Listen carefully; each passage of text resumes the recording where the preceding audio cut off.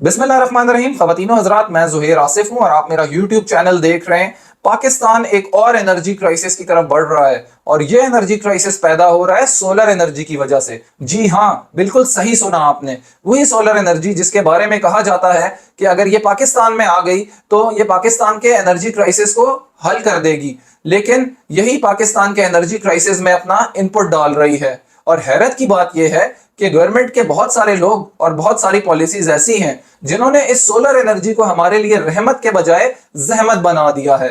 2005 और 6 में हम ये सुना करते थे स्कूल के टाइम में कि सोलर एनर्जी अगर पाकिस्तान में आ गई और सोलर पैनल्स आ गए तो ये एनर्जी के और इलेक्ट्रिसिटी के बहुत सारे मसाइल हल कर देंगे।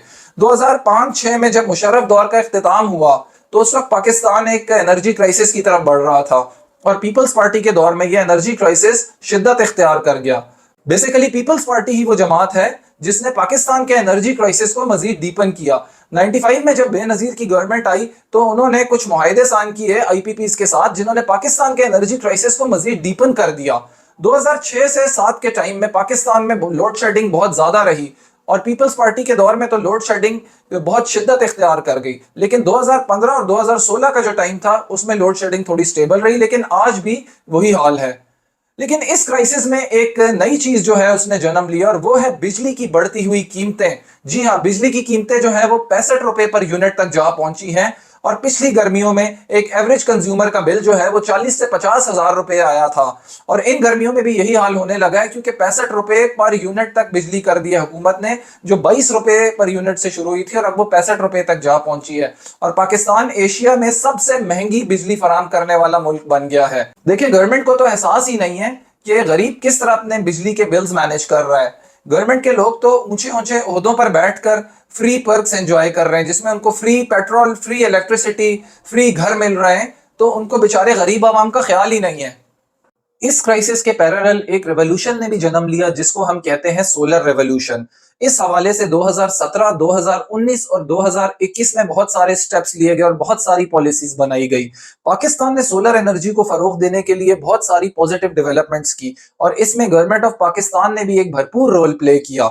जैसा कि गवर्नमेंट ने सोलर पैनल्स पर ड्यूटीज खत्म की ताकि ज्यादा से ज्यादा लोग सोलर पैनल्स लगाएं। सोलर की प्राइसेस में कमी भी की क्योंकि बेसिकली देखिए सोलर पैनल्स एक इन्वेस्टमेंट है।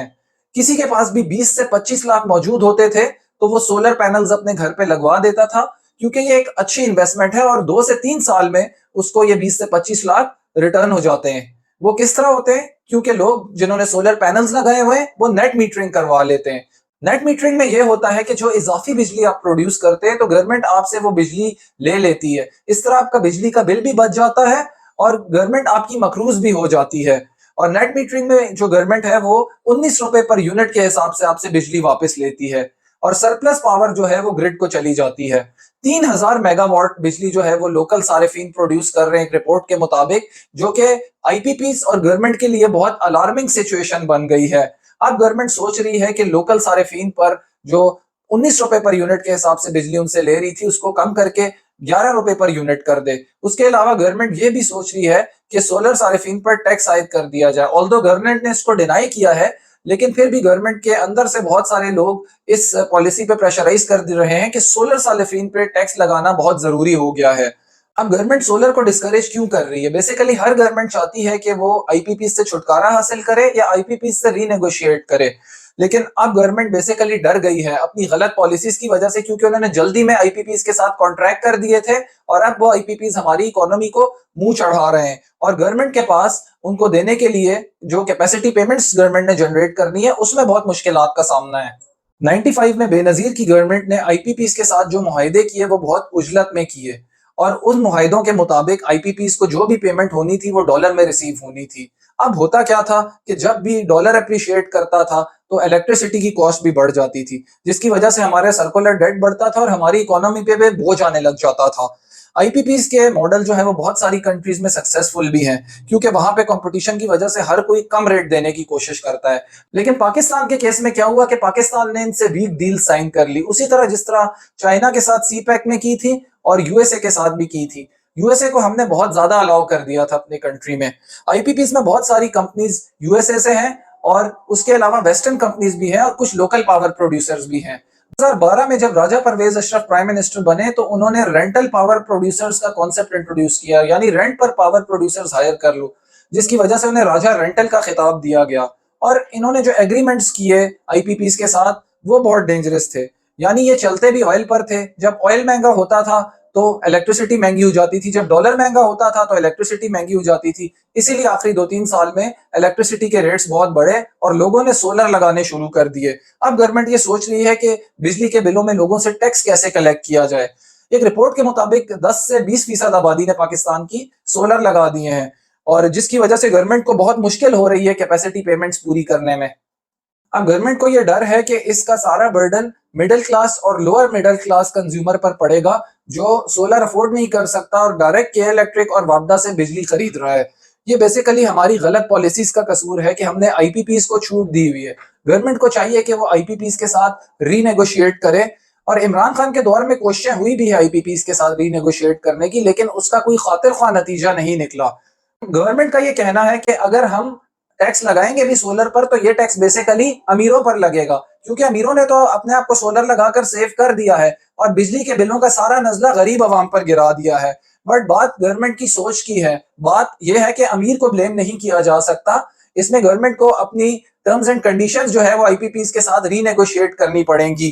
गवर्नमेंट ने बैड टर्म्स पर आईपीपीज के साथ डील साइन की हुई है, जिसकी वजह से वो महंगी बिजली ले रही है आईपीपीज से और आगे कंज्यूमर को भी महंगी बिजली दे रही है।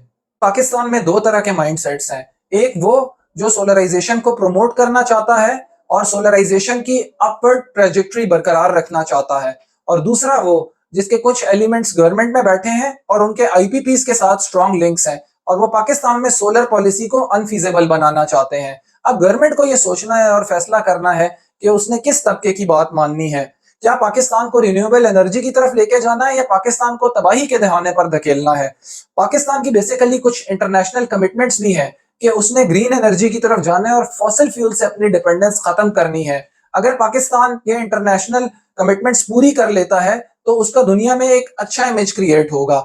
लेकिन अगर पाकिस्तान अपनी इंटरनेशनल कमिटमेंट्स नहीं पूरी कर सकता, जो उसने जिसकी उसने एक स्पेसिफिक डेडलाइन मुकर्रर की हुई है, तो पाकिस्तान की एड भी बंद हो सकती है और पाकिस्तान पे रिस्ट्रिक्शंस भी लग सकती हैं। हमारा एनालिसिस था पाकिस्तान में सोलराइजेशन के हवाले से। आप इस बारे में क्या सोचते हैं? कमेंट्स में हमें अपनी राय जरूर दीजिएगा। इसके साथ ही मुझे इजाजत दीजिए। अपना बहुत सारा ख्याल रखिएगा। अल्लाह हाफिज।